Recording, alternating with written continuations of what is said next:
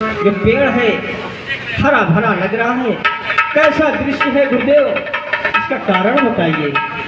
हे राम, कहिए यह गुरुदेव। भी एक वर्णीय कथा है। उस कथा का विस्तार से। पूर्व काल समय में यह कभी गौतम ऋषि का आश्रम हुआ करता था। क्या गौतम ऋषि का आश्रम?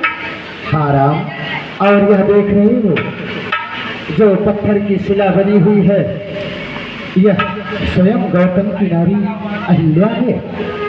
हे राम, कहिए एक गुरुदेव। समय उनके साथ घोर अन्याय हुआ। क्या घोर अन्याय? देवताओं का राजा इंद्र और चंद्र ने मिलकर गौतम ऋषि के साथ छल किया। कैसी छल है गुरुदेव? हे राम, चंद्रदेव ने अर्धरात्रि के समय मुर्गे का वेश बनाकर उन्हें आवाज लगाया। उसके बाद बताइए। तत्पश्चात गौतम ऋषि की नींद भंग हो गई।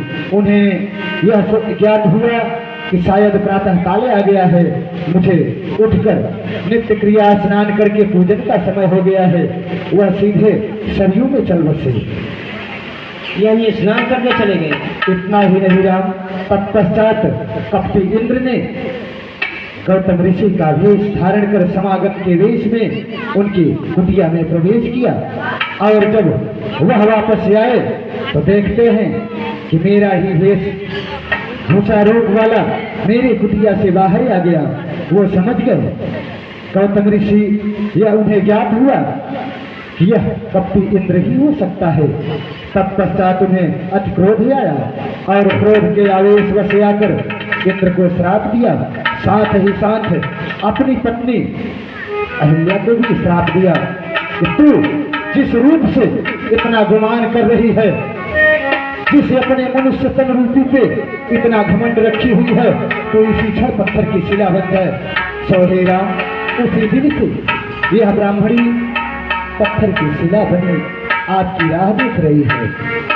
हे गुरुदेव, और इतना ही नहीं, यह तुम्हारी चरण रज चाहती है। बाद में यह अपनी गलती को एहसास करते हुए अपने पति के चरणों में जाकर गिड़गिड़ाया।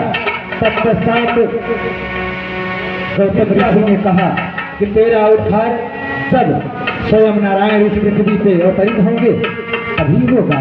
उनके चरण रज से तेरा यह पत्थर की बनी हुई शिला पुनः तुझे अन्न का प्राप्त मिल जाएगा।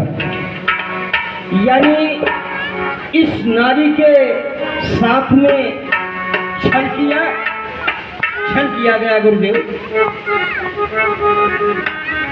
हे राम, मैं तुम्हें यह आज्ञा देता हूँ कि तुम अपने चरण रज से इस ब्राह्मणी का कल्याण करो।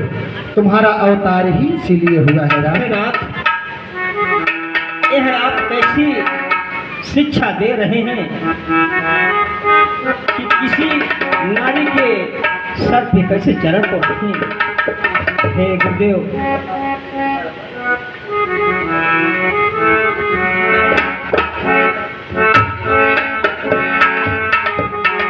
गुरुदेव